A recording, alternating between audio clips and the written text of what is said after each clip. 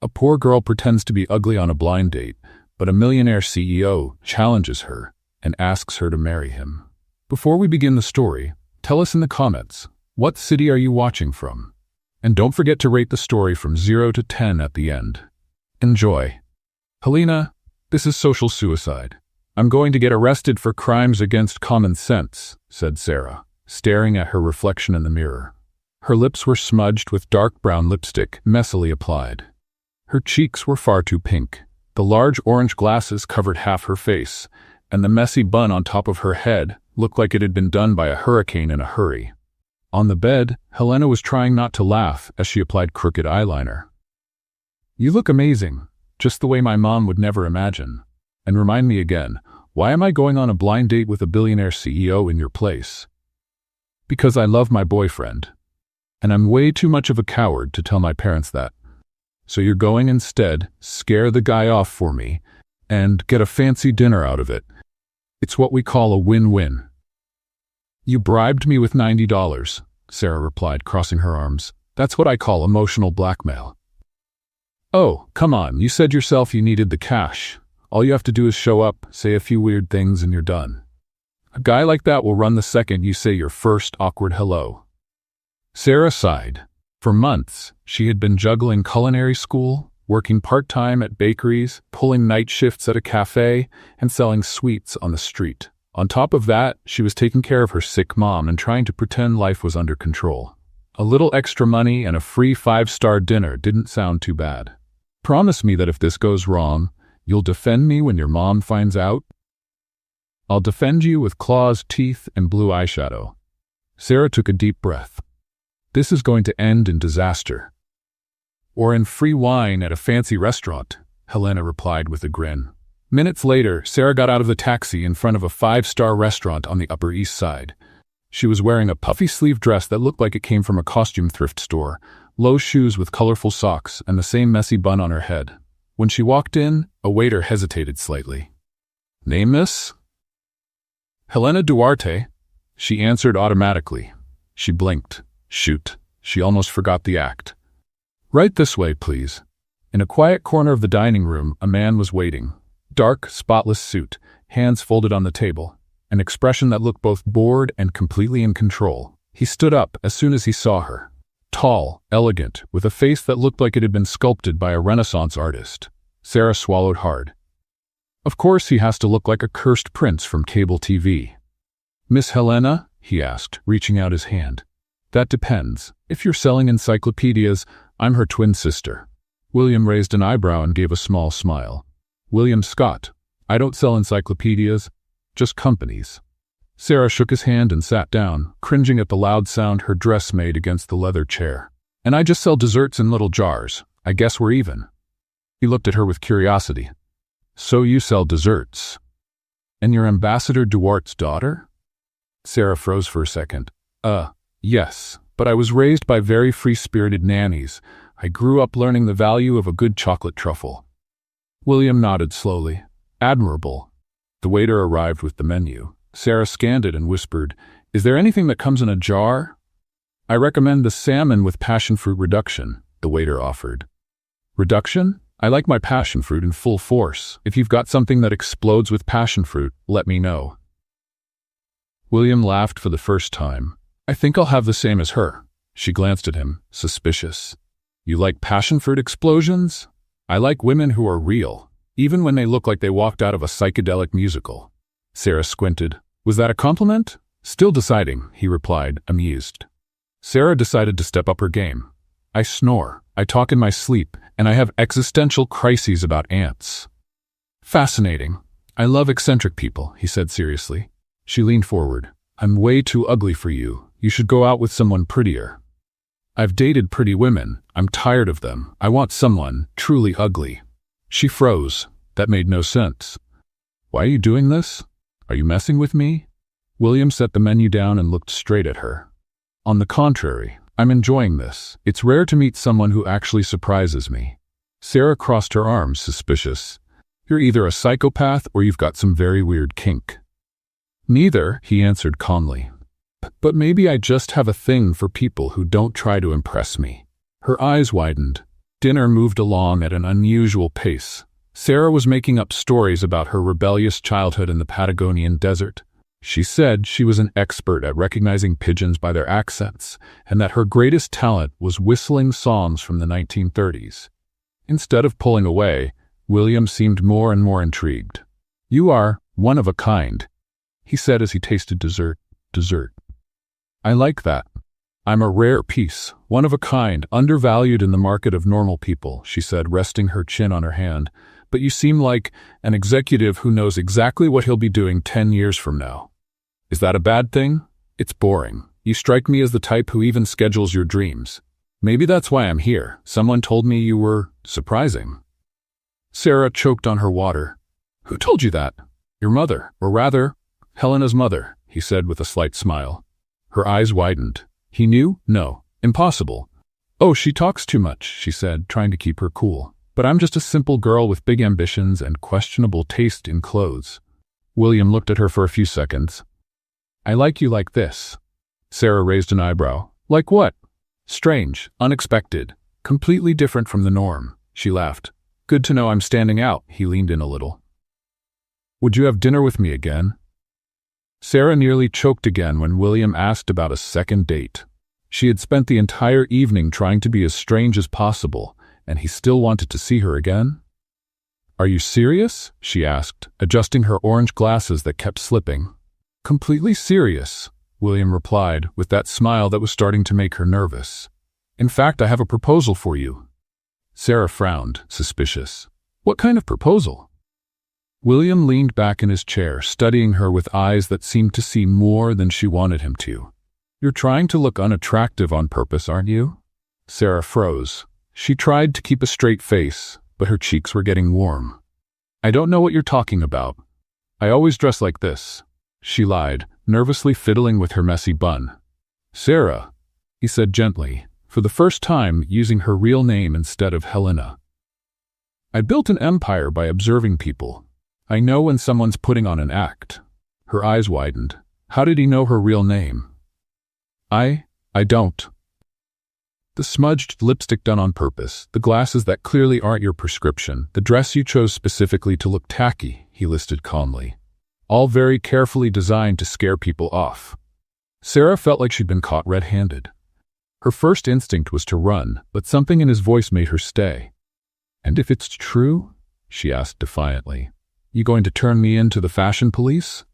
William laughed, a real laugh that made something shift in her stomach. "On the contrary, I thought it was brilliant and fun." "Fun?" Sarah couldn't believe what she was hearing. "Very. It's been a long time since someone surprised me like this." He leaned forward. "That's why I want to make you a bet." "What kind of bet?" 3 dates. You can show up however you want. Do whatever you want to scare me off. If you manage to make me give up, I'll pay you $5,000. Sarah nearly fell off her chair. $5,000? That's right. But if I don't give up by the end of the 3rd date, you tell me the truth about who you really are. Sarah was quiet for a few seconds, processing the offer. $5,000 would solve a lot of problems. It could cover her mom's doctor visits, the overdue bills, maybe even let her cut back on work to focus on her studies. But at the same time, something about this man made her uneasy, like he could see through every one of her masks. "Why would you do this?" she asked. "Because you intrigue me, and because it's been a long time since I met someone who didn't want something from me." "How do you know I don't want anything?" "Because you're doing everything you can to push me away," he said simply. "Most women do the opposite." Sarah bit her lip, thinking. It was a tempting offer, but also a risky one. What if he found out too much? What if things got out of hand? "Can I set a few rules?" she asked finally. "Of course. First, you can't look into my personal life. Second, the dates have to be in public places. Third, if I say I want to leave, you let me go. No questions asked." "Agreed," he said right away. "Anything else?" Sarah thought for a moment. "One more thing. You have to promise you won't try to kiss me or do anything romantic. This is just a social experiment." William smiled, and this time the smile reached his eyes. "I promise I won't do anything you're not comfortable with." She held out her hand. "Then we have a deal, Mr. Scott." He shook her hand, and Sarah felt a jolt of electricity shoot up her arm. She quickly pulled her hand back. "So when's the second date?" she asked, trying to sound professional. "Tomorrow night. There's a street food festival in Central Park. Seems like the kind of place where you'd feel comfortable being weird." Sarah nodded, already planning in her head how to take her character up a notch. "Perfect. I'll show you what being truly unbearable looks like." "I'm looking forward to it," William said, and for the first time she realized he meant it. In the cab ride home, Sarah took off her orange glasses and rubbed her eyes. What on earth had just happened? She had gone on the date planning to be rejected, and somehow ended up with a $5,000 deal to keep being rejected. And worst of all, for one brief moment, when William had smiled for real, she had completely forgotten she was acting. When she got home, Helena was waiting anxiously in the living room. "Well, how did it go? Did he run off after 10 minutes? Sarah flopped down on the couch, still trying to process everything. "Not exactly." "What do you mean, not exactly? Sarah, you looked like a psychedelic scarecrow." "He liked it," Sarah said, still in disbelief. "And he asked for 2 more dates." Helena's eyes widened. "He liked it? What kind of person likes someone dressed like a psychedelic scarecrow?" "Apparently, William Scott," Sarah sighed. "Helena, I think I got myself into something way bigger than I expected." "Why? What happened?" Sarah told her about the 3-date proposal and the $5,000. Helena's jaw dropped. $5,000? Sarah, that's a fortune. You have to say yes." "I already did," Sarah replied. "But there's something strange about him. It's like he knew exactly what I was doing from the start. Maybe he's just really smart. Or maybe he's a charming psycho." Helena shrugged. "Either way, $5,000 is $5,000. Sarah nodded, but part of her couldn't stop thinking about the way William had looked at her when he said she intrigued him. Like she was a puzzle he wanted to solve. And the most unsettling part was that for a brief moment, she had wanted to be solved. That night, Sarah stayed up late planning her strategy for the second date. She needed to be even weirder, even more unbearable, because the more she thought about William Scott and his mysterious smile, the more she realized she was in dangerous territory. $5,000 was a lot of money, but she was starting to suspect she might end up paying a much higher price than she expected. Sarah spent the whole afternoon getting ready for the second date like it was a military operation. This time she went all in.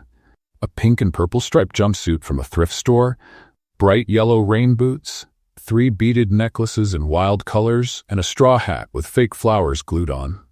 "Oh my God, Sarah, you look like a rainbow exploded," Helena said, watching her friend apply green eyeshadow and blue lipstick. "Perfect.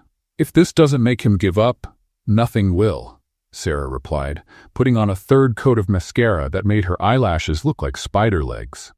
"Are you sure you even want to win this bet?" Helena asked, frowning. "Honestly, it seems like you're trying a little too hard." Sarah paused and looked at her friend in the mirror. "Of course I want to win. It's $5,000, Helena. Enough money for me to stop worrying for a few months." "But what if you're starting to like him?" "Impossible," Sarah said too quickly. "I barely know him. And he's, I don't know, too rich, too polished, completely out of my world." "Sometimes the most unlikely people are the ones who surprise us the most," Helena said, but Sarah was already heading out the door. The street food festival in Central Park was packed. Families wandered between food stalls, couples shared churros, and groups of friends tried exotic dishes. Sarah felt completely out of place in her over-the-top outfit, but she tried to stay confident. She found William near a Mexican taco stand. He was wearing a light blue dress shirt and dark jeans, casual for him, but still flawless. When he saw her approaching, his face lit up with an amused smile. "Wow," he said, looking her up and down. "You've really outdone yourself. You look like a flamingo that decided to go hippie." Sarah crossed her arms, pretending to be offended. "It's European street fashion. You clearly don't understand artistic innovation." "Clearly I'm very old-fashioned," he said, pretending to be serious. "Forgive me for not recognizing genius when I see it." They started walking through the stalls. Sarah had planned to be even more eccentric than on the first date, so she began commenting on everything with ridiculous observations. "Look at those hot dogs," she said, pointing to a stand. "I bet they have inferiority complexes for being served in cheap buns. I always talk to my food before eating it, to thank it for its sacrifice." "Very noble of you," William replied with a straight face. "I imagine that causes some awkward moments in fancy restaurants. Once I got kicked out of a nice place for saying a 5-minute prayer to a grilled fish," she made up. "The waiter thought I was having a breakdown." William laughed out loud, a genuine laugh that made a few people turn to look at them. "You're impossible," he said, shaking his head. "Now you're getting it," Sarah replied, pleased. They stopped at a crepe stand. Sarah ordered one with Nutella, banana, and marshmallow, while William went for something simpler. While they waited, she started dancing awkwardly to the background music.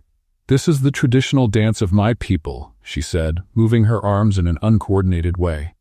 "And who are your people?" William asked, clearly entertained. "The people who can't dance but try anyway." He laughed again, and Sarah felt something stir in her chest. Making someone laugh like that felt good, really good. When their crepes were ready, they found a bench near the lake to sit and eat.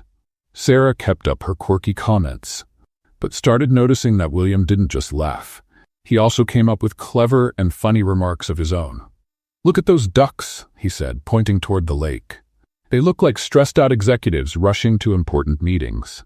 Sarah laughed and watched the ducks swimming quickly. "You're right. That one's definitely late for a big presentation on breadcrumbs. And that other one's having an existential crisis about swimming in circles all day," William added. For a moment, Sarah forgot she was acting. Talking to him was easy, even natural. He had a dry sense of humor that matched hers perfectly, even when she wasn't trying to be funny on purpose. "Can I ask you something?" William said suddenly. Sarah became alert. "Depends on the question. Why did you really agree to do this? Don't give me the money excuse. There are easier ways to earn $5,000. Sarah chewed her crepe slowly, thinking. Part of her wanted to tell the truth, that she needed the money to help her mother, that she was juggling 3 jobs, that she sometimes woke up at night worried about the bills. But that would break the act. "Maybe I like a challenge," she said finally. "And maybe I'm curious to see how much you can handle. What if I said I'm enjoying this more with each minute?" She almost choked on the crepe. "Then I'd say you have very strange taste." "I do," he agreed, looking directly into her eyes. "I've always liked things that are unique, unexpected, things that make me question what I thought I knew." Sarah felt her face get warm. There was something about the way he spoke that made her stomach do flips. "You're trying to throw me off," she said, trying to stay in control. "I'm trying to get to know you," he corrected. They sat in silence for a few seconds, watching people walk by. Sarah realized that, for the first time in a long while, she was relaxed. She wasn't thinking about bills, school, or problems at home. She was just present. "Want to check out the street performers?" William asked, pointing to a small crowd near a fountain. "Only if you promise not to try copying any of them," Sarah said. "No promises," he replied with a mischievous smile. They walked over and found a group of musicians playing jazz. Sarah started swaying to the rhythm, and to her surprise, William joined in. It wasn't formal dancing, just 2 adults moving clumsily to the music, laughing at themselves. "You dance worse than I do," Sarah said, watching William try a fancier step. "Impossible. You said you're from the people who can't dance." "At least I have a cultural excuse." When the music ended, they clapped along with the rest of the audience. Sarah noticed that several people had been watching them dance, some even smiling at the clearly happy couple. "I think we just became a tourist attraction," she said. "Better than being just another couple of bored New Yorkers," William replied. As they walked back through the park, Sarah realized something had changed. What had started as a game, a way to make easy money, was turning into something else. She was actually enjoying herself. And worse, she was starting to like William's company. "About the 3rd date," he said as they neared the park exit. "What about it? You choose the place. Anywhere you want, anytime you want. The only condition is that it's tomorrow night." Sarah looked at him, suspicious. "Why the rush?" "Because I'm curious to see what else you've got up your sleeve, and because—" He stopped walking and looked her straight in the eye. "Because I'm enjoying this game a lot more than I should." Sarah's heart beat faster. There was something in his voice, in the way he looked at her, that made her forget all about the money, the bet, everything. I'll think about it, she said, trying to keep her composure. Great, but Sarah? Yes? Thank you for today. It's been a long time since I've had this much fun. As the taxi took her home, Sarah took off her straw hat and leaned her head against the window. Her plan to be unbearable was failing miserably. Worse than that, she was starting to care what William thought of her. The real her, not the character she was pretending to be. And for the first time since it all began, Sarah wondered what would happen if she simply dropped all the masks and showed who she really was. That thought scared her more than any costume she could come up with. Sarah had chosen a small cafe in Greenwich Village for the third date. It was a cozy place, with rustic wooden tables and plants hanging from the ceiling. She arrived 10 minutes early, wearing an orange vintage dress with blue polka dots, striped socks, and 2 mismatched shoes. The barista looked at her curiously when she ordered a double cappuccino with vanilla syrup and 3 sugar cubes. It's to keep my eccentric energy up, Sarah explained, sitting at a table by the window. William arrived promptly at 7, as elegant as ever, in a white shirt and navy blazer. When he saw her, he smiled in that now familiar way, a mix of amusement and something she couldn't quite read. You managed to look even more colorful, he said, kissing her hand theatrically. You look like a Picasso painting come to life. Picasso painted weird cubes. I prefer to think of myself as a drunk Monet, Sarah replied with mock seriousness. They ordered pie and coffee, and for a few minutes kept the conversation light. Sarah told made-up stories about her adventures as a subversive art critic, while William asked questions that seemed genuinely interested. Have you ever thought about writing a book about your artistic theories? He asked, slicing into his apple pie. I've started one. It's called How to Annoy Sophisticated People in 10 Easy Steps, Sarah answered without missing a beat. It would be a bestseller, he said, and she almost believed he meant it. That's when Sarah noticed a woman approaching their table. Tall, blonde, dressed in a designer outfit that probably cost more than Sarah's rent for 3 months. She had that polished kind of beauty that comes with weekly manicures and a personal trainer. William, the woman said, with a smile that didn't reach her eyes. What a surprise to see you here. William looked up, and Sarah noticed his expression change slightly. It wasn't fear or embarrassment, more like quiet resignation. Victoria, he said calmly. Sarah, this is Victoria Ashworth. Victoria, Sarah. Victoria held out her hand to Sarah with a smile that was anything but friendly. So, you're the artist everyone's been talking about, she said, stressing the word artist like it was something unpleasant. Sarah shook her hand, immediately sensing the tension in the air. Artist is a generous word. I think of myself more as a public disturbance, she replied, trying to keep the tone light. Victoria gave a cold laugh. How interesting. And how long have you two known each other? A few days, William answered before Sarah could speak. Oh, a few days, Victoria repeated, as if that explained something. William has always had peculiar tastes. I remember when he went through a phase of collecting street art. It lasted about a month. Sarah felt a flash of irritation. She didn't like being compared to a phase. And you? Sarah asked, deciding to push back. What kind of art do you enjoy? Real art, Victoria replied, smiling sweetly but with venom.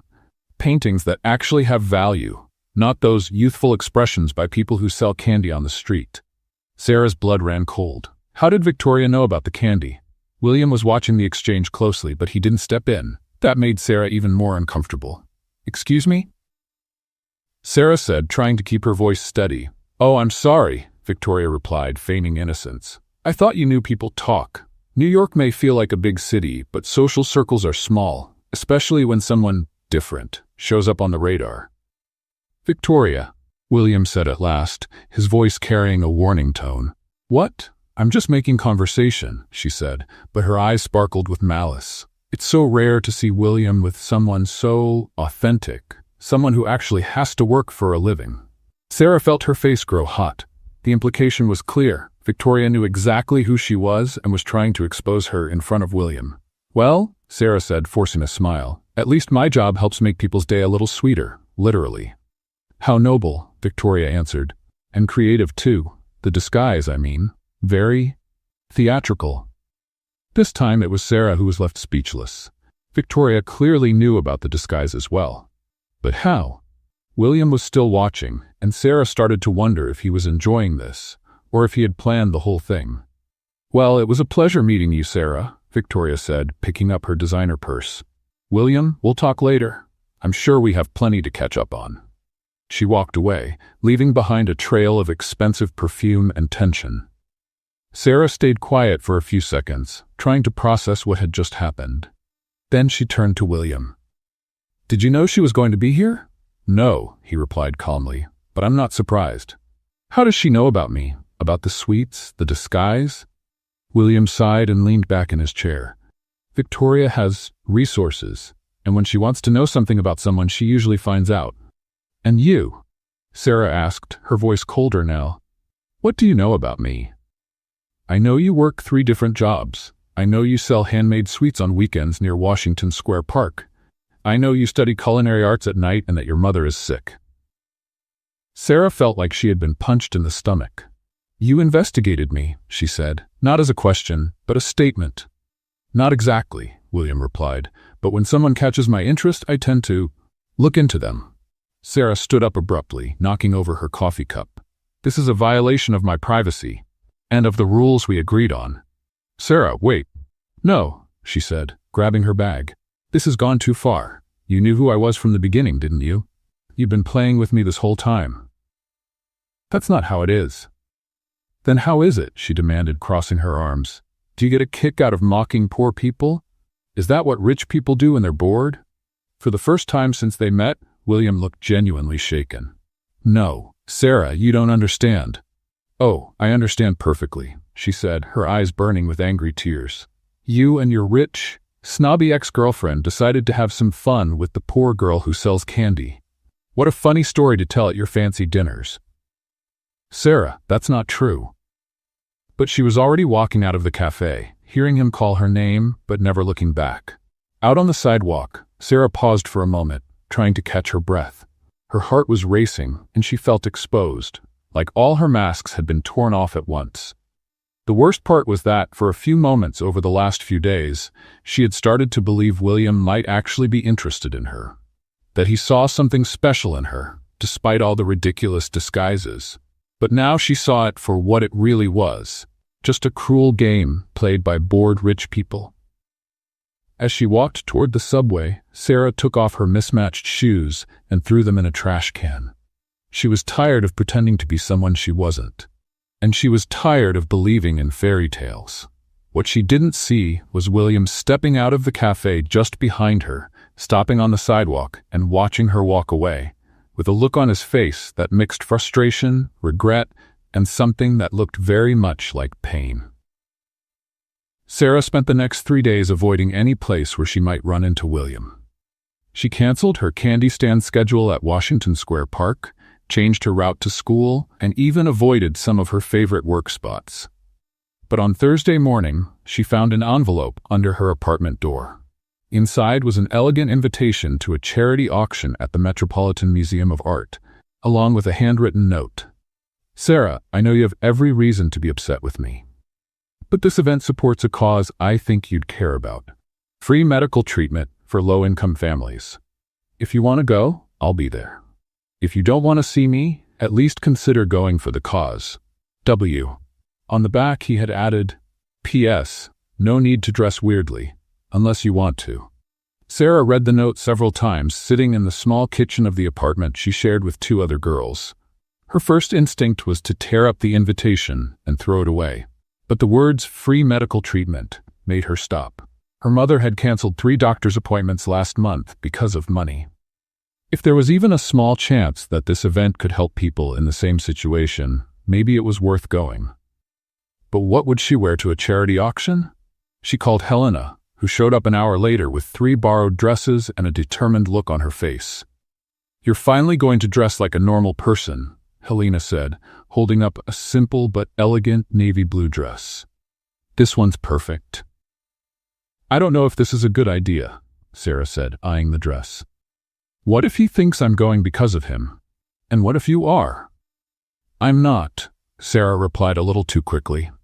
Sarah, you've been grumpy for 3 days straight, like a wet cat. Either you're going because you want to see him, or because you're in love with the idea of free healthcare. And considering you faint at the sight of blood, I think we both know the answer. Sarah sighed. Helena was right, as usual.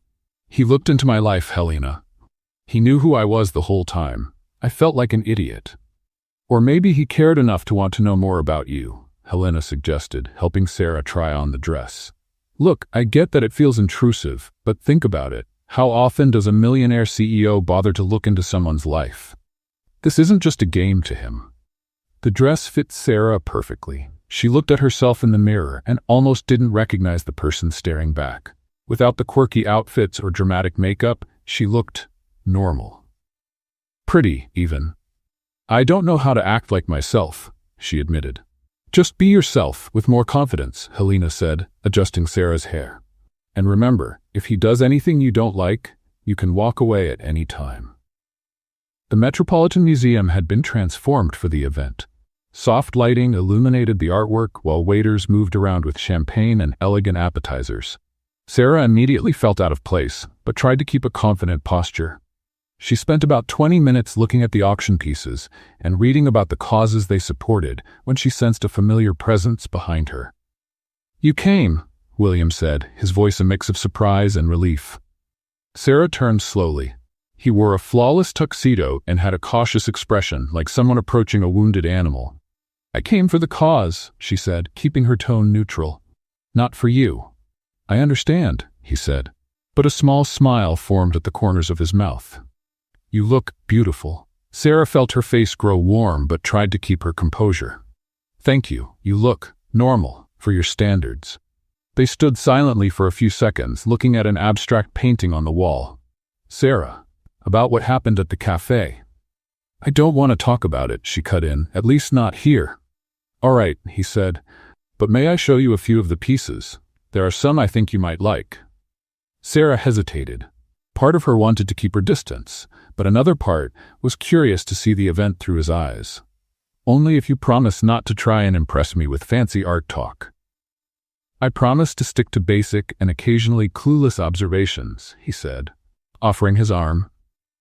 They walked through the exhibits, and Sarah was surprised to find that William had genuine and thoughtful things to say about the art. He wasn't pretentious or condescending. He seemed truly interested in hearing what she thought about each piece. This one reminds me of you, he said, stopping in front of a colorful and slightly chaotic painting. Why? Because it's weird and makes no sense? Because it's vibrant, unexpected, and makes people stop and look twice, he said, looking at her. And because it has layers you only notice if you really pay attention. Sarah felt something shift in her chest. There was sincerity in his voice that made her question the walls she'd put up. William, I need to know, she said suddenly. Why did you make that bet with me? What was the real reason? He sighed and stepped slightly away from the painting. Honestly? Because you were the first person in years who didn't want anything from me. You were literally trying to get rid of me, and that was refreshing. So that was it? I was just an interesting pastime? At first, maybe, he admitted, but it didn't take long for it to become something more. Before Sarah could answer, music started playing, and William held out his hand. Will you dance with me? I don't really know how to dance, she said. What happened at the park was just me being silly. Neither do I, he confessed, but we can pretend we know how. Sarah looked at his outstretched hand for a few seconds. She knew saying yes would be risky, that it meant letting her guard down even more. But there was something in his expression that made her want to try. One dance, she said, taking his hand.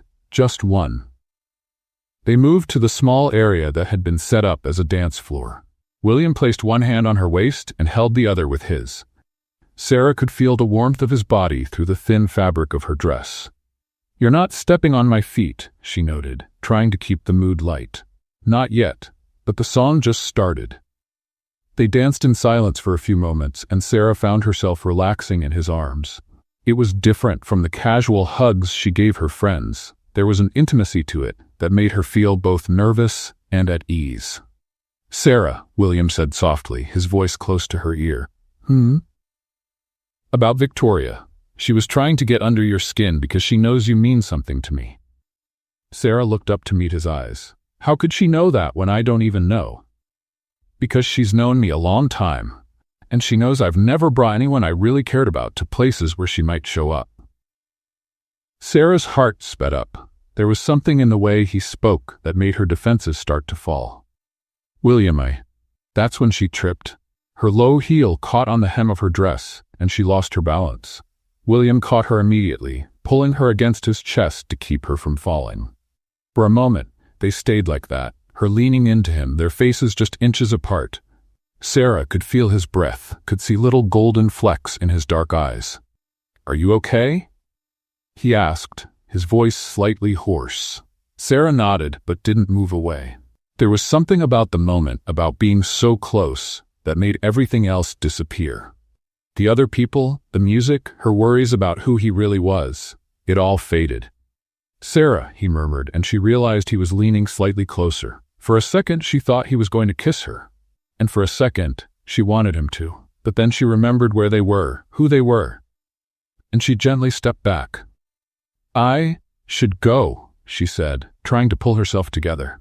"You don't have to." "I do," she said, picking up the small purse she had left on a nearby table. "Thank you for the dance, and for the invitation." "Sarah, wait." But she was already walking away, her heart pounding so loudly she was sure he could hear it across the room. In the taxi ride home, Sarah rested her head against the cold window and closed her eyes. Something was happening between her and William, something far beyond the original bet. And that scared her more than any costume she had ever worn. Because for the first time in a long time, she was starting to truly care about someone. And people like her didn't end up with happy endings next to millionaire CEOs. When she got home, she found a message on her phone. "Thank you for coming. You looked beautiful without any disguise. W." Sarah stared at the message for a long time before deleting it, but not before smiling. Sarah woke up Friday morning to the phone ringing nonstop. It was 6 a.m., and only one person would call at that hour. "Mom," she answered quickly, her chest tightening. "Sarah, honey, I need to go to the hospital today," said Diane, her mother, trying to keep her voice calm. The pain came back during the night. Sarah sat up in bed, now fully awake. "I'll come get you. Don't leave the house. You don't have to miss work because of me." "Mom, don't even think about it. I'll be there in 40 minutes. Sarah got dressed quickly and took the subway to Queens, where her mom lived in a small one-bedroom apartment. On the way, she did the math in her head about her savings. Even with the extra jobs and candy sales, it was barely enough to cover a private appointment. She found Diane sitting in the little kitchen, dressed and ready, but her face was pale and her hands were shaking slightly. "How are you feeling?" Sarah asked, kissing her mom's forehead. "Better than I was during the night," Diane lied. "But I think I should talk to the doctor." At the public hospital, they waited 4 hours before being seen. Sarah looked around at the other families in the same situation, clearly worried people, trying to figure out if they could afford the tests, choosing between healthcare and basic bills. When they were finally called in, the doctor got straight to the point. "We need to run some additional tests. The basic plan doesn't cover everything, so it would be about $800 out of pocket." Sarah felt her stomach drop. $800 was nearly 2 months of savings. "There's no other option?" she asked. "I can refer you through the public system, but the wait would be about 2 months. Sarah looked at her mother, who was trying to be brave but had fear written all over her face. "We'll go private," Sarah decided. "I'll find a way to get the money." After scheduling the tests for the following Monday, Sarah took her mother home and then headed straight to Washington Square Park. She needed to sell as many sweets as she could in the next few days. She set up her small makeshift stand, full of Tupperware containers packed with brigadeiros, beijinhos, and coconut treats. It was a sunny Saturday, so foot traffic was good. She had sold about half her stock when she noticed someone taking pictures of her from a distance. A well-dressed woman with a professional camera was clearly photographing Sarah and her stand. When she realized she'd been spotted, the woman quickly walked away. Sarah felt a chill in her stomach. Something wasn't right. She kept selling, trying to ignore the feeling of being watched. By around 4 in the afternoon, she had made nearly $200. A good day, but still far from what she needed. That's when she saw William walking toward her. He was wearing jeans and a simple t-shirt, but even dressed casually, he was hard to miss. Sarah felt a mix of happiness and panic at the sight of him. "Hi," he said, stopping in front of her stand. "Can I buy some sweets?" "Of course," Sarah replied, trying to keep her voice professional. "What would you like?" "A bit of everything," he said, handing her a $50 bill. "And keep the change." "William, no." "Sarah, please, let me help." She looked at him for a few seconds. There was honesty in his eyes, but also something else, a sense of urgency. "Why are you here?" she asked, putting the sweets into a small bag. "Because I got something I think you should see." He showed her his phone. On the screen was a photo of her selling sweets with a nasty caption, "The CEO, William Scott's latest flame. Does he know his girlfriend sells candy on the street?" Sarah felt her face flush with anger and shame. "Victoria," she muttered. "She sent this to half of New York's high society," William said, putting the phone away. "Sarah, I'm sorry." "For what?" she asked, crossing her arms. "You didn't do anything. And besides, it's true, I do sell candy on the street. But it's not about that." "Isn't it?" Sarah cut in. "Then what is it about, William? The fact that you're being seen with someone from the wrong class? You know that's not it." Sarah let out a bitter laugh. "Do I? Because every time we're together, I feel like I'm being tested. First, you make a bet with me like I'm some kind of project. Then I find out you looked into my life, and now your ex is spreading pictures of me like I'm some kind of scandal." "Sarah, you don't understand." "I understand perfectly," she said, starting to pack up her goods. "I understand that people like you and Victoria see people like me as entertainment, a little story to tell at your fancy dinners." William was quiet for a few moments, watching her pack. "Is your mom okay?" he asked suddenly. Sarah stopped what she was doing and looked at him. "How did you know?" "Because I recognize that look. It's the same one I had when my grandmother was sick and I didn't know how I'd pay for her treatments." Something in his voice made Sarah pause. "You've been through that?" "My family didn't always have money, Sarah. I built this company from nothing because I knew what it was like not to have choices." Sarah studied him for a few seconds. There was something different in his tone, a vulnerability she hadn't seen before. "She needs some tests," she said at last. $800 I don't have." William pulled out his wallet, but Sarah shook her head. "No, I won't take charity. It's not charity, it's a loan, or we could call it advance payment for the next 6 months of sweets." "William, Sarah, please, let me help. Not out of pity, not out of guilt, but because I care." She looked at him, trying to read his intentions. There was sincerity in his eyes, but the image on his phone reminded her just how different their worlds were. "I need to think," she said, finishing packing her products. "Of course. But Sarah?" "Yes? Don't worry about what Victoria or anyone else thinks. You have nothing to be ashamed of." "Easy for you to say when you have a bank account with a bunch of zeros. It wasn't always like that," he said gently, "and I never forgot what it feels like to be on the other side." Sarah finished packing her things in silence. As she turned to leave, William gently held her arm. "Sarah, there's something I need to tell you." "What is it?" "I knew who you were from our very first meeting, not because I looked into you, but because," he hesitated, "because I had seen you before." Sarah's heart skipped a beat. "What do you mean?" "About 2 months ago, I was walking through the park after a frustrating meeting. I saw you selling sweets and laughing with a little girl who didn't have money to buy anything. You gave her a chocolate treat for free and made up a story about how it had magical powers." Sarah remembered the day. A little girl had stopped by her stand with only $50. "I watched for about 10 minutes, William continued. "You made every single customer smile. There was something about you, an energy, a light. I'd never seen anything like it. Why didn't you say anything?" "Because I was just a guy in a suit in the park. And you looked free, happy. I didn't want to interrupt that." Sarah felt tears sting her eyes.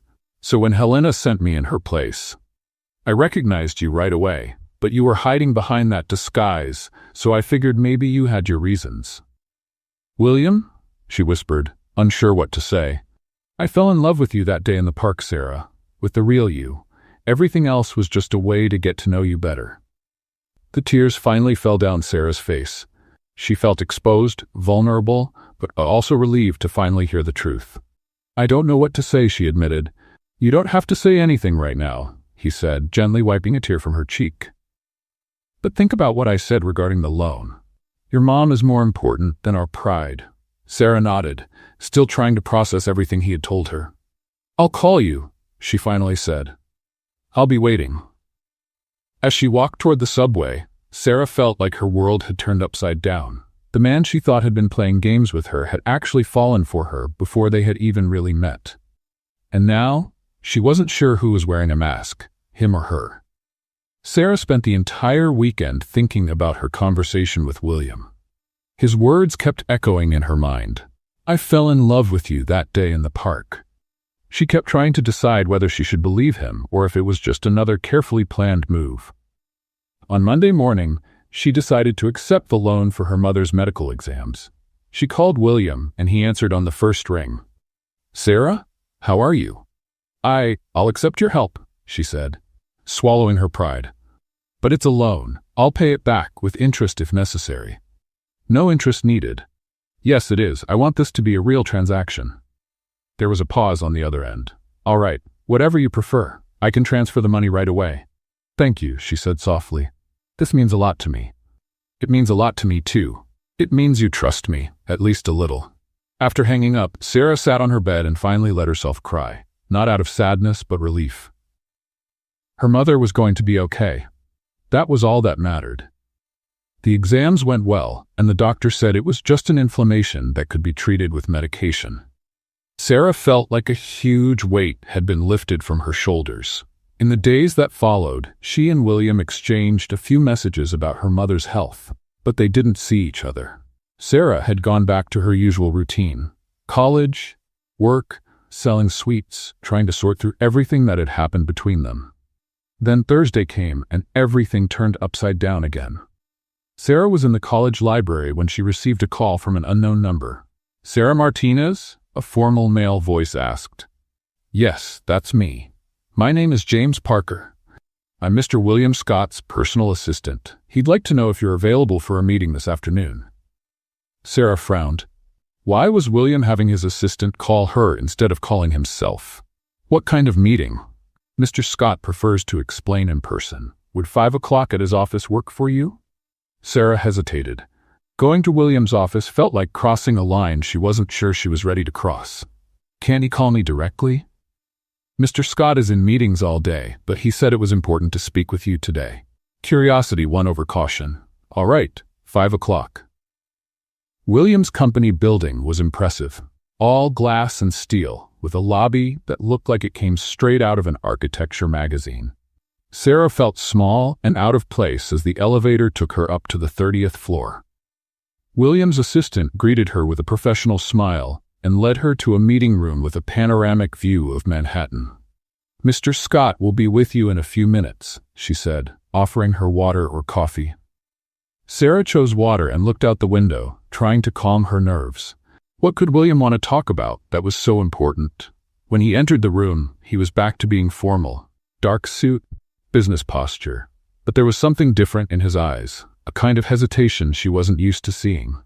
Sarah, thank you for coming, he said, closing the door behind him. Your assistant said it was important. It is. He sat down across the table, putting a formal distance between them. I have a proposal for you. Sarah raised an eyebrow. Another bet? Not exactly. William laced his fingers together on the table. It's more like a job. What kind of job? William took a deep breath, as if preparing for something difficult.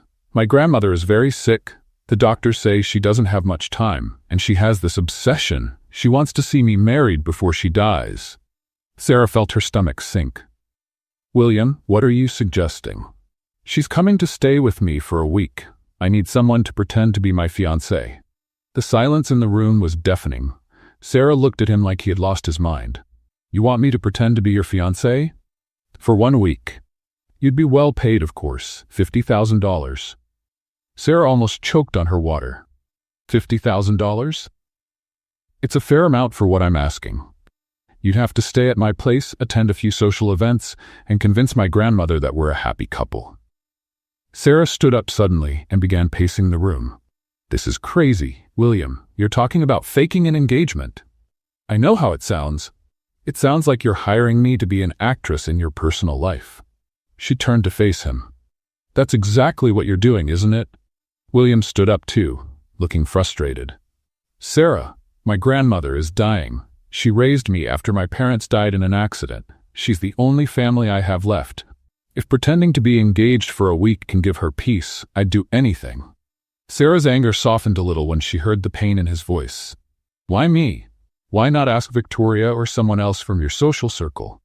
Because she wouldn't approve of them, William said simply. My grandmother has an incredible sense for knowing when people are being fake. She'd see right through anyone I brought just for convenience. And with me, it would be different? William looked at her closely. Yes, it would be different. Why? Because with you, I don't have to pretend I enjoy your company. Sarah felt her face grow warm. There was a sincerity in his voice that left her unsure of what to say. William, this is all way too complicated. We barely know each other. I know, but you're the only person who can help me with this. Sarah sat back down, trying to process the proposal. $50,000 would solve all her financial problems. She could stop working so many hours, focus on school, take better care of her mother. What kind of social events? A few dinners, maybe a charity event, nothing too complicated. And where would I stay? I have a house in the Upper East Side with separate bedrooms. You'd have complete privacy. Sarah bit her lip, thinking, Can I ask a few questions? Of course. First, does your grandmother know about our unusual situation? She doesn't know anything about the bets or the strange dates. As far as she knows, we met and fell in love. Second, what if she doesn't believe us? Then we do our best, and at least she'll know I tried. Third, what happens after the week? William hesitated for the first time. After the week, we go back to our normal lives. There was something in the way he said that which made Sarah feel he wasn't being entirely honest. But maybe that was just her imagination. I need time to think. How much time? Until tomorrow.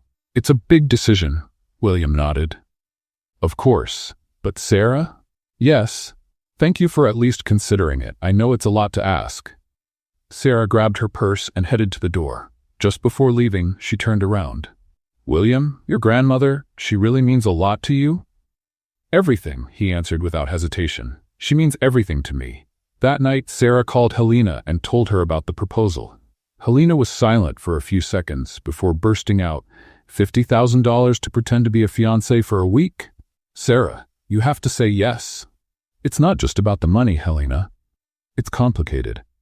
What do you mean, complicated? What if I start to believe it's real? What if I actually fall in love? Helena was quiet for a moment. Oh, she finally said, you're already falling for him. No, I'm not. Sarah, you're afraid of pretending to be his fiancée because deep down you're afraid you won't want to pretend anymore. Sarah didn't answer. Helena had hit the mark. What should I do? Say yes to the proposal, but this time, go in with your eyes open. No masks, no games, just be yourself. What if everything goes wrong? What if everything goes right? That night, Sarah stayed up late staring at the ceiling. In the morning, she called William. I'll do it, she said, but on one condition. What is it? No pretending between us. If we're going to convince your grandmother we're a real couple, we have to actually get to know each other. Deal, he said right away. When can you start? This afternoon. But William? Yes? If you're lying about your grandmother or anything else, I'm walking away on the spot. Understood. And Sarah? Yeah? Thank you. You have no idea how much this means to me. After she hung up, Sarah looked at her reflection in the mirror. In a few days, she'd be living in William Scott's house, pretending to be his fiancée. Sarah arrived at William's house with a small suitcase and a growing sense that she'd made a huge mistake. The mansion on the Upper East Side was even more impressive than she had imagined. 3 floors of understated elegance, perfectly kept gardens, and an entrance that looked like something out of a movie. William met her at the door, wearing a light blue shirt and khaki pants. He looked nervous, which was oddly reassuring. You came, he said, like he still couldn't believe it. I said I would, Sarah replied, adjusting the strap on her suitcase. "Let me show you around," he said, taking her bag. "My grandmother arrives tomorrow morning."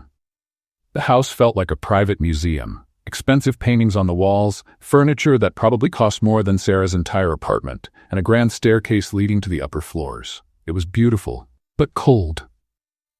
"Your room is this way," William said, walking upstairs. "It has a private bathroom and a nice view of the garden." The room was bigger than Sarah's whole living room. King-size bed, dark wood furniture, and huge windows overlooking a courtyard with a fountain. "It's beautiful," she said, genuinely impressed. "But William, I feel like I'm trespassing in a museum." He laughed, seeming to relax a little. "I know. I feel that way sometimes too. I bought this house because I thought it was the kind of place successful people were supposed to live, but it's never really felt like home." "Where does feel like home to you?" William paused, like no one had ever asked him that before. "Honestly, my office, or that coffee shop where we met. Places where I can just be myself instead of what people expect me to be." Sarah studied him. There was a vulnerability in his answer that surprised her. "Well, then let's pretend this house is a fancy cafe," she said, sitting on the bed. "Now tell me about your grandmother. What does she need to know about our love story?" "Her name is Eleanor Scott. She's 83, sharp as a tack, and doesn't fall for lies easily," William said, settling into an armchair by the window. "She'll want to know how we met, how long we've been together, when we decided to get married. And what's our official story? I was thinking we keep it close to the truth. We met a few months ago, you were selling sweets, and I fell for your unique personality. And she won't think it's strange that you're dating someone who sells candy on the street. My grandmother doesn't care about social status, she cares about character." Sarah nodded, but a worry lingered in her mind. "William, what if she finds out we're pretending?" "Then at least we tried," he said simply. "But Sarah, the less we pretend, the better. She has a sixth sense for anything fake." That evening they had dinner in the formal dining room, a surreal experience for Sarah, who was used to eating at her kitchen counter. William was thoughtful, asking about her family, her education, her dreams. It felt like a real first date. No games, no bets. "Can I ask you something personal?" Sarah said as she cut into the salmon William's private chef had prepared. "Of course. Why have you never actually gotten married? I mean, you're 32, successful, good-looking." William laughed. "You think I'm good-looking?" Sarah felt her face flush. "Don't change the subject." "All right," he said seriously. "Honestly, I've never met someone who wanted me for who I really am instead of what I represent. The women in my social circle want the CEO, the status, the money. You were the first person who actively tried to get rid of me." "And that was attractive?"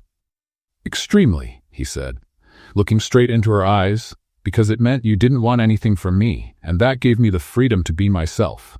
They were interrupted by the doorbell. William frowned. "I'm not expecting anyone." A few minutes later, the housekeeper walked to the dining room with a slightly uncomfortable look. "Mr. Scott, Miss Victoria Ashworth is here. She says it's important." William sighed. "Let her in." Victoria entered wearing a black designer dress and a look that was a mix of curiosity and irritation. When she saw Sarah, her lips curved into a smile that was anything but friendly. "William, darling," she said, kissing his cheek possessively, "I need to talk to you. It's about tomorrow." "Tomorrow?" "The Whitmore Foundation charity event. Did you forget you confirmed as my guest?" Sarah felt her stomach drop. William looked genuinely surprised. "Victoria, I didn't confirm anything. And besides, I can't go. My grandmother's arriving. Your grandmother will understand. This event is important for business." Victoria glanced at Sarah like she was an inconvenience. "I'm sure your friend will understand." "Actually," Sarah said, standing up, "his fiancée won't understand." Silence fell instantly. Victoria's eyes widened. "Excuse me?" Sarah looked at William, who seemed surprised but not unhappy about the announcement. "William and I are engaged," Sarah said, raising her left hand where she had placed a simple ring she brought from home. "So I guess you'll need to find someone else to go with you." Victoria looked from Sarah's hand to William and back again. "This is ridiculous," she said finally. "William, you can't be serious." "I'm completely serious," William said, standing and moving beside Sarah. Sarah and I are getting married. When? Victoria demanded. Because just last week you were single. Things changed quickly, Sarah replied before William could speak. Sometimes when you meet the right person, you just know. Victoria laughed, but it was a cold laugh. The right person? Honey, you have no idea what kind of world you're stepping into. You think you can just show up and fit into his life? Into our world? Sarah felt her irritation rise. Our world? I didn't realize there were requirements to fall in love with someone. There are. Victoria stepped closer, her voice sharper. There are dinners where you won't know which fork to use. Conversations about art, politics, and business you won't be able to follow. There are expectations for how a CEO's wife should act. Victoria, William said, his tone warning. No, William, someone has to tell her the truth. Victoria looked at Sarah with disdain. You may be a sweet girl and all that, but this isn't a fairy tale. This is real life.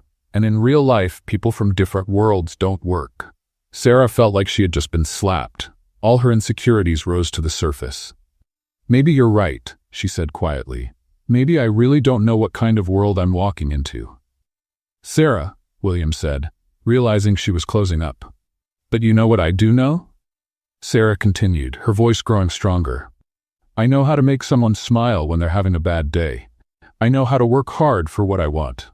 And I know how to recognize someone genuine when I see them. She turned to Victoria. And you, Victoria? What do you know how to do, besides wear expensive dresses and put other people down to feel important? Victoria was speechless for a few seconds. You've got guts, I'll give you that, she finally said. But guts won't be enough when reality hits you. Maybe not, Sarah agreed. But at least I won't spend my life being bitter because someone I wanted chose someone else. This time it was Victoria who turned red with anger. William, she said, grabbing her purse, when you're done with this social experiment, call me. I'll be here. She left the room, leaving behind a trail of expensive perfume and tension. Sarah dropped into the chair, feeling like she had just run a marathon. I'm sorry, she said. I think I messed everything up. Are you kidding? William sat beside her. You were amazing. I've never seen anyone stand up to Victoria like that. She wasn't completely wrong, Sarah admitted. I really don't know how to use a fish fork or talk about French art. And I don't know how to make brigadeiros or chat with kids in the park, William said. That doesn't make either of us any less valuable. Sarah looked at him and saw honesty in his eyes. Do you think your grandmother will accept me? I think my grandmother will love you, he said, taking her hand. Because you're real. And because you make me smile. That night, Sarah lay on the large bed, staring at the ornate ceiling. Tomorrow, she would meet Eleanor Scott and have to convince her that she was the right woman for her grandson. The problem was, she was starting to believe it might be true. And that scared her more than any confrontation with Victoria. Eleanor Scott arrived on a sunny Saturday morning, driving herself in a black sedan that looked older than Sarah. William had warned her that his grandmother was independent, but Sarah hadn't expected to see an 83-year-old woman step out of the car carrying 2 suitcases and refusing any help. Grandma, at least let me carry that, William said, rushing to meet her. My arms work just fine, thank you, Eleanor replied, though her voice held warmth. Now introduce me to this young woman I've heard so much about. Sarah stepped down from the porch, wearing a simple navy blue dress and trying to steady her nerves. Eleanor Scott was exactly as she'd imagined, small but commanding, gray hair in a neat bun, and blue eyes that seemed to see straight through people. Grandma, this is Sarah Martinez, William said, placing his hand on Sarah's back. Sarah, my grandmother Eleanor. It's a pleasure to meet you, Mrs. Scott, Sarah said, reaching out a hand. Eleanor studied her for a few seconds before ignoring the handshake and pulling Sarah into a hug. None of this Mrs. Scott business. Call me Grandma Eleanor, like the rest of the family, she said, stepping back to get a better look at Sarah. So you're the young woman who managed to tame my impossible grandson. Sarah laughed nervously. I'm not sure I tamed anyone. I think he might have tamed me. Oh, she's clever, Eleanor said to William. I like her already. Over lunch, Eleanor asked about everything. Sarah's family, her studies, how she met William, and her future plans. Sarah answered as truthfully as she could, leaving out only the details about bets and make-believe. So you sell sweets you make yourself? Eleanor asked, slicing her grilled salmon. Yes, I learned from my mom when I was little. It's a family tradition, Sarah said. It's not very glamorous, but it helps pay for school. Glamorous? Eleanor laughed. Dear, I grew up on a farm. I used to wake up at 5 in the morning to milk cows before school. Honest work is never something to be ashamed of. William watched the exchange between the two women with an expression Sarah couldn't quite read. It was something close to hope. William told me you lost your parents when you were very young, Sarah said, turning to Eleanor. I did. He came to live with me when he was 8. He was a stubborn, proud little boy, always trying to prove he could do everything on his own, Eleanor said, looking at William fondly. Some things never change. Grandma, William protested, blushing a bit. What? It's true. You still struggle to accept help or admit you need anyone. Sarah looked at William, recognizing something in the description. She had trouble accepting help too. After lunch, Eleanor suggested a walk in the garden. Sarah was nervous, but William discreetly took her hand, giving her a quiet sense of reassurance. You've got hands that work, Eleanor noted, noticing the gesture. I like that. Hands that make things always have good stories. They sat on a bench near the central fountain. Eleanor closed her eyes and turned her face toward the sun. You know, Sarah, I was worried William would end up single and bitter, she said suddenly. He's always been so focused on work, so controlled. But ever since he started talking about you, there's a lightness in him I haven't seen in years. Sarah felt her heart speed up. She looked at William, who was watching the fish in the fountain with a thoughtful expression. He's a good man, Sarah said, realizing she meant it. Sometimes I think he hides behind work because he's afraid of being let down. Very insightful, Eleanor nodded. And what about you? What are you afraid of?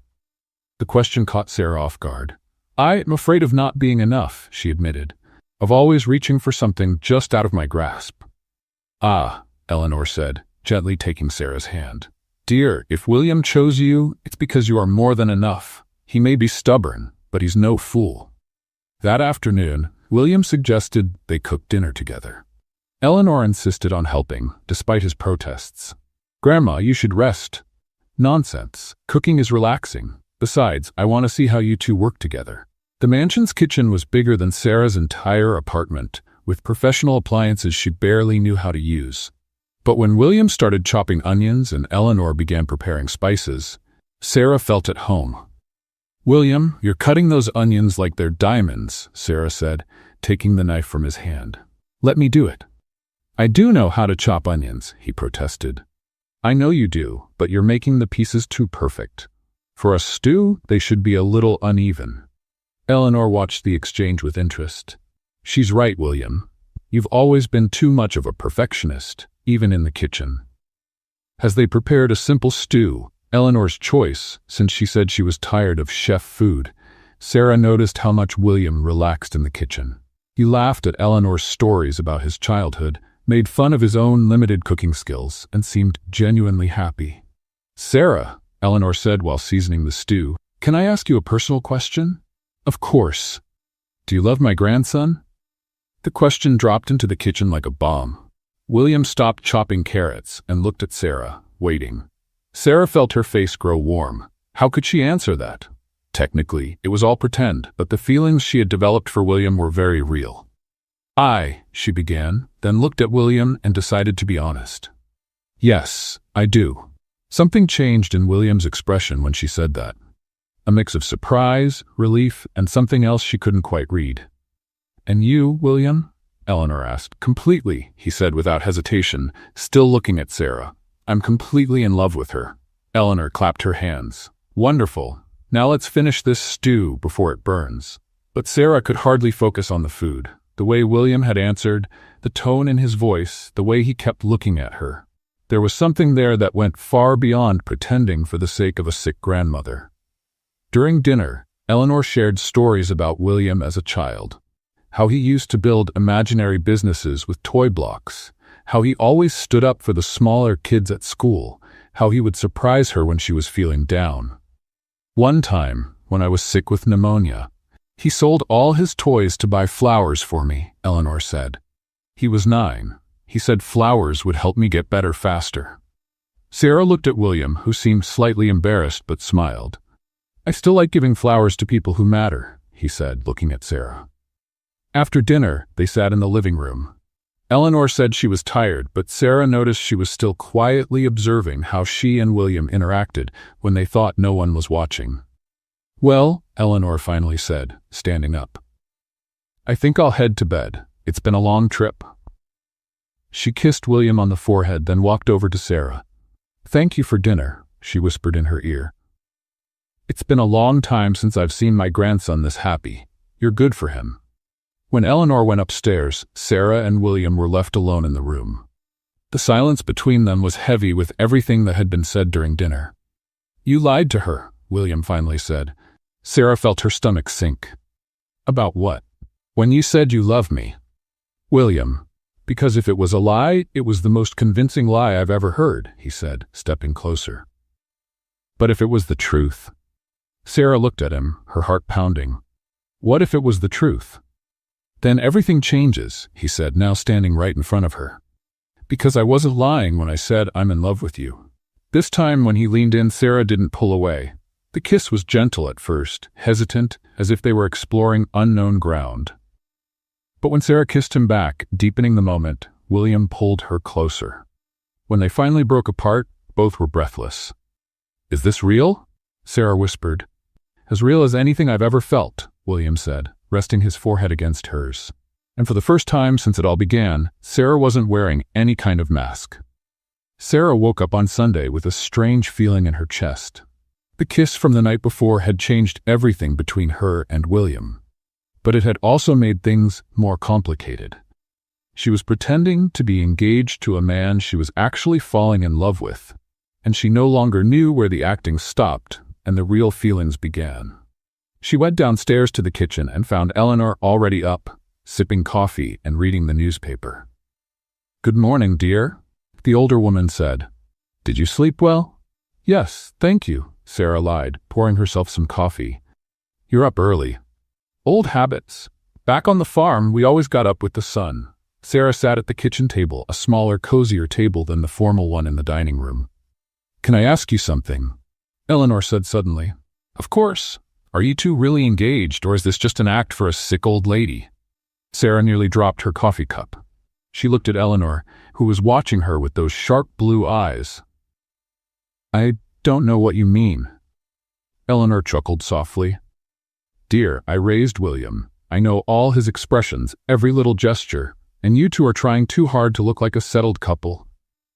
Sarah felt her face grow warm. What do you mean? Couples who've been together for months don't look at each other with that mix of longing and hesitation. They don't touch like they're still discovering how. And they're definitely not surprised when the other says, I love you. Sarah looked down at her cup, unsure what to say. But you know what? Eleanor went on. I don't mind. You two may be pretending to be a couple, but the feelings are real. You can't fake the way you look at each other. Mrs. Scott. Eleanor, she corrected. And there's no need to explain. William must have his reasons for putting on this act. It probably has to do with his habit of trying to solve everything on his own, but I can tell he really cares about you. Just then, William walked into the kitchen, hair tousled and wearing a casual t-shirt. Good morning, he said, heading straight for the coffee machine. Are you two already up to something? Just talking about women, Eleanor said innocently. Sarah, you should tell him about that offer you got. Sarah's eyes widened. What offer? Oh, right, she improvised. The offer. William turned, alert. What offer? Eleanor smiled at Sarah, clearly enjoying herself. I'll leave you two to talk. I'm going to walk in the garden. After she left, William sat beside Sarah. What offer? He repeated. Your grandmother was testing our dynamic, Sarah explained. She knows, William. She knows we're not really engaged. William sighed and ran his hands through his hair. I figured she'd find out. She's always been sharp. So what now? Will she expose us? No. If she thought this was completely fake, she would have already confronted me. The fact that she's joking about it means she sees something real between us. They sat in silence for a moment, sipping their coffee, thinking over the conversation. William, Sarah said finally. About last night, the kiss. Yes, it complicates things. Why? 'Cause now I don't know what's real and what's pretend, and that scares me. William turned to face her fully. Sarah, I'm going to be completely honest with you. Last night was real. Everything I felt, everything I said, it was real.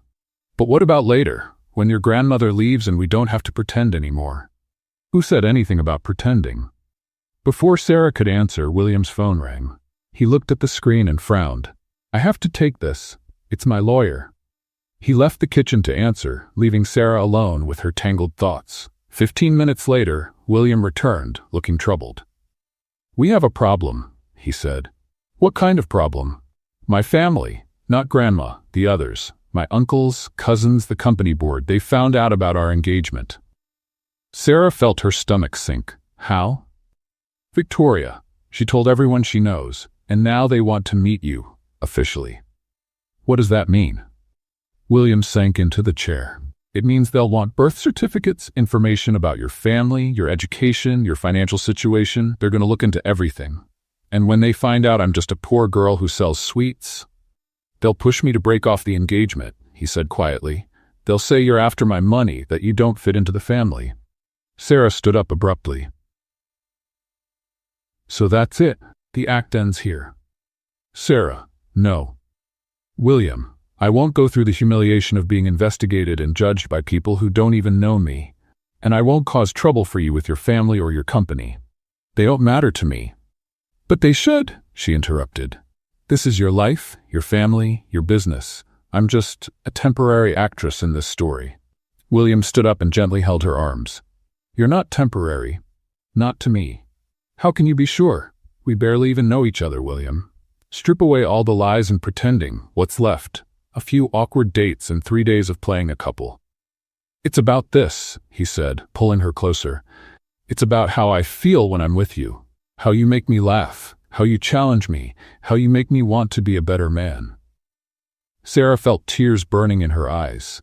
And what if it's not enough? What if your family is right and we really are from two different worlds? Then we'll build our own world. Before Sarah could respond, Eleanor appeared at the kitchen doorway. Sorry to interrupt, but I just got an interesting call, she said with a serious expression. It seems your cousin Marcus is coming over this afternoon, William, and he's bringing a few other family members. They want to meet Sarah officially. William muttered under his breath. Grandma, I can explain. No need to explain anything, Eleanor said, surprising them. But the two of you need to decide one thing. Are you going to face this together, or let others decide your future for you? Sarah looked between William and Eleanor, feeling the weight of the decision.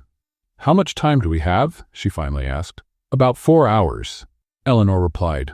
Then, Sarah said, taking a deep breath, we'd better start preparing our story. The real one this time.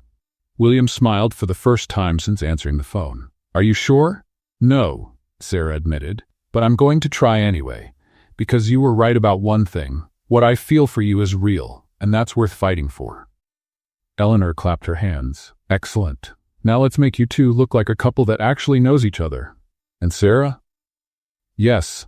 Just be yourself. If they don't like it, that's their problem, not yours. As they prepared to face the Scott family, Sarah wondered whether she was making the biggest mistake or the best decision of her life. Maybe she'd find out in a few hours. At 2 o'clock, 3 black cars pulled up in front of William's mansion. Sarah watched from the bedroom window as sharply dressed men and women stepped out of the vehicles with serious, determined looks. They look like they're coming to a funeral, she muttered. In a way they are, William said, appearing behind her. They came to bury our relationship. Sarah turned to face him. He had swapped his casual clothes for a dark suit, slipping back into his CEO posture. But there was something different in his eyes, something that looked a lot like determination. Are you sure you want to go through with this? She asked, smoothing the simple blue dress Eleanor had insisted she wear. I've never been more sure of anything. The doorbell rang, and Sarah felt her stomach twist. Let's go, William said, offering his arm. Time to meet the vultures. In the living room, 5 people were waiting for them. Marcus Scott, William's cousin, and the company's vice president, was a man in his 40s with graying hair and a smile that didn't reach his eyes. Next to him was his wife Patricia, a thin woman wearing oversized jewelry. There were also two of William's uncles and an older woman whom Sarah assumed was Aunt Helen. Eleanor was already seated in the main armchair, watching the family with an amused expression. "William," Marcus said, standing up. "Good to see you. And this must be the famous Sarah." "Sarah Martinez," she said, extending her hand. Marcus shook it a little too firmly, clearly trying to intimidate her. "So Sarah, tell us about yourself. William has been very private with your personal details." "What would you like to know?" Sarah asked, sitting beside William on the couch.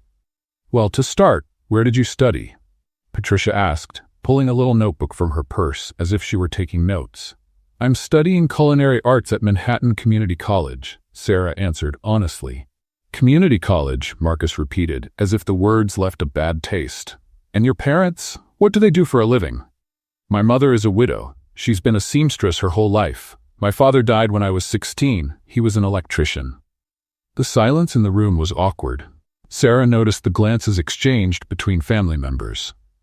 "And you work, selling sweets on the street?" asked Aunt Helen, her voice dripping with disdain. "I worked 3 different jobs to pay for school and help my mother." "Selling sweets is just one of them," Sarah replied, keeping her voice steady. "3 jobs," Patricia murmured, making a note. "And when would you have time for the responsibilities of a CEO's wife?" Before Sarah could respond, William stood up. "That's enough," he said, his voice slicing through the air. "I won't let you interrogate Sarah like she's some kind of criminal." "William, dear, we're just trying to understand," Marcus said, feigning innocence. "After all, this is a very unexpected match." "Unexpected?" William laughed, but it was a cold laugh. "You know what's unexpected? Finding out my family is even more prejudiced than I thought." "We're not prejudiced," Patricia protested. "We're practical. You have responsibilities, a social position to uphold. You can't just marry anyone." "Anyone?" Sarah's voice rose. "Excuse me, I have a name, and I'm not just anyone." "Of course not, dear," said Aunt Helen in a condescending tone. "But you must understand our concern. William will inherit the family company. His wife will be held to the same standards." "And what standards are those?" Eleanor asked suddenly, speaking for the first time since the meeting began. "Because I remember when this family didn't have 2 pennies to rub together." "Grandma," Marcus murmured. "Don't grandma me," Eleanor said as she stood, leaning on her cane. "Have you all forgotten where we came from? Your grandfather, Marcus, was an Irish immigrant who arrived here with nothing. I grew up on a farm, working since I was 5. None of us were born into this luxury." "But that was a long time ago," Patricia argued. "Things are different now." "Are they really?" Eleanor looked at Sarah with warmth. "Because when I look at Sarah, I see the same thing I saw in myself at her age. Determination, courage, and the kind of humility that comes from knowing the value of hard work." "With all due respect, Grandma Eleanor," Marcus said, "times have changed. The company has responsibilities to shareholders, a public image to maintain." "The company is doing just fine, thank you," William cut in. "And my personal life is not up for board discussion." "Your personal life affects the company when you're the CEO," Marcus shot back. "Then maybe it's time I reconsider my role as CEO." The silence that followed was deafening. Sarah looked at William in shock. "William, what are you saying?" she whispered. "I'm saying that if my family can't accept the woman I've chosen, then maybe I've chosen the wrong family." Marcus turned pale. "You can't be serious." "I'm completely serious," William said, taking Sarah's hand. "Sarah makes me happy. She challenges me, makes me laugh, makes me want to be a better man, and if you can't see that, then the problem is yours." "William," Sarah said softly, "you don't have to do this for me. I'm not doing it for you," he said, turning to face her. "I'm doing it for us, because I've finally found someone who means more to me than any company or family approval." Patricia stood up abruptly. "This is ridiculous. You're going to throw everything away over a whim?" "A whim?" Sarah stood too, her patience finally gone. "You've spent the entire afternoon judging me without even trying to get to know me. You've decided I'm not good enough because I work for a living and wasn't born into wealth." "Sarah," Marcus tried to cut in. "No, let me finish," she said, her voice growing stronger. "You want to know who I am? I'm someone who gets up at 5 in the morning to work at a bakery before school, who sells sweets on weekends to help pay my mom's medical bills, who's worked hard all her life knowing every opportunity had to be earned. She looked each of them in the eye. And you know what else? I'm someone who makes William truly smile. Who knows him without the expensive suits and fancy titles? Who loves him for the man he is, not for what he owns? You love him? Eleanor asked, smiling. With all my heart, Sarah replied without hesitation, looking at William. Even when he's stubborn and controlling and thinks he has to fix everything on his own. William smiled, that real smile that completely changed his face. And I love you, he said. For your courage, your honesty, your strength, for making me feel like I can truly be myself. That's very touching. Marcus said dryly, but love doesn't pay the bills or keep a company running. Doesn't it? Eleanor laughed. Marcus, you're a fool. Love is exactly what makes the best companies work. Passion for what you do, care for the people involved, strong values. She stepped closer to William and Sarah. And if you two really love each other, then I have just one question. What is it? William asked. Eleanor pulled a small velvet box from her purse. Why haven't you done this properly yet? William looked at the box, then at Sarah, who looked completely caught off guard. Grandma, this was your mother's ring, Eleanor said, opening the box to reveal a vintage diamond ring. Simple, but elegant. She told me to give it to you when you found the right person. William took the box with trembling hands and turned to Sarah, who now had tears in her eyes. Sarah, he said, dropping to one knee right there in front of his shocked family. I know we started this in a strange way. I know we still have a lot to learn about each other. But I also know that you're the best thing that's ever happened to me. He opened the box. Will you marry me, for real this time? Sarah looked at him on one knee in front of her, then at Eleanor, who was smiling proudly, then at the rest of the family, still staring in disbelief. William Scott, she said, smiling through her tears, are you really proposing in front of the people who just spent an hour humiliating me? I am, he said, smiling too. Because I want everyone to know I choose you. I will always choose you. Sarah held out her left hand. Then yes, 1,000 times yes. William slid the ring onto her finger and stood to kiss her, a deep, passionate kiss that made Eleanor clap and left the rest of the family even more stunned. When they pulled apart, Sarah looked at the ring on her finger. It was perfect. Not flashy, but meaningful. Well, Marcus finally said, his voice stiff, that was unexpected. William's whole life has been unexpected, Eleanor said cheerfully, and look how well he's done. Patricia closed her little notebook. I suppose, if this is truly what you want, William? It is, he said firmly, wrapping his arm around Sarah's waist. And I hope you can respect that, Marcus sighed. Welcome to the family, Sarah. I hope we can start fresh. I'd like that, Sarah said, surprising everyone with her grace. After the family left, promising to consider everything that was said, Sarah, William, and Eleanor sat in the living room, still taking it all in. So, Eleanor said, when's the wedding? William and Sarah looked at each other. Well, Sarah said, since we just got really engaged 10 minutes ago, maybe we should think about it. How about next weekend? William suggested. Next weekend? Sarah's eyes widened. Why wait? He took her hand. We already know we love each other, Betty. We already know we want to be together, so why wait? Eleanor clapped again. I love it. A simple wedding, just close family and friends. Sarah looked at the two of them, feeling like her life had flipped upside down all over again. You two are crazy, she said, but she was smiling. Totally crazy, William agreed, kissing her again. And for the first time since it all began, Sarah wasn't pretending to be someone else. She was being exactly who she was, a hardworking girl who loved her family, who wasn't afraid to fight for what she wanted. And she was about to marry the man of her dreams. 1 week later, on a Saturday afternoon, the garden behind William's mansion had been transformed into a dream setting. Eleanor had insisted on organizing everything herself, and the result was simply magical. Sarah looked out the bedroom window, wearing the wedding dress Eleanor had worn 50 years earlier. A vintage gown made of delicate lace, with 3/4 sleeves and a subtle train. Helena had made small alterations to make it fit perfectly, and the result was breathtaking. You look beautiful, sweetheart, said Diane Martinez, her mother, adjusting the simple veil in Sarah's hair. Helena appeared in the doorway, wearing a lavender dress as maid of honor. Sarah, it's time. And you, She paused mid-sentence. "Oh my goodness, you look perfect." William was waiting at the altar, standing next to the officiant. He wore a navy blue tuxedo and couldn't stop smiling. When the music began, he looked toward the house, and his whole face lit up. Sarah stepped onto the porch, holding a simple bouquet of white roses and taking a deep breath. Her mother stood at her left side, and Helena to the right, both supporting her at this most important moment. As she walked down the petal-covered aisle Eleanor had arranged, Sarah felt like she was floating. Every eye was on her, but the only gaze that mattered was William's. He looked at her like she was the most precious thing in the world, and Sarah felt tears of joy fill her eyes. Halfway down the aisle, her mother whispered, "Your father would be so proud." When they reached the altar, Diane kissed Sarah's forehead and placed her hand in William's. "Take good care of her," she said softly. "With my life," William replied, kissing Diane's hand.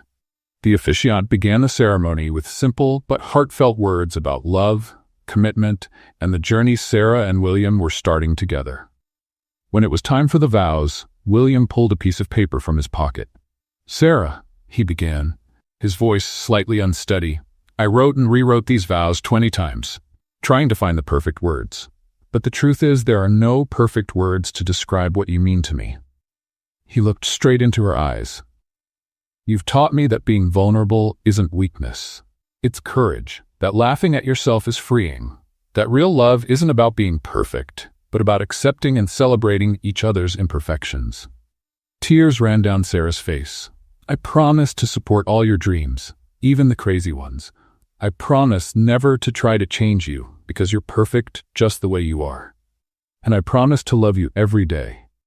Not just on the easy days, but especially on the hard ones."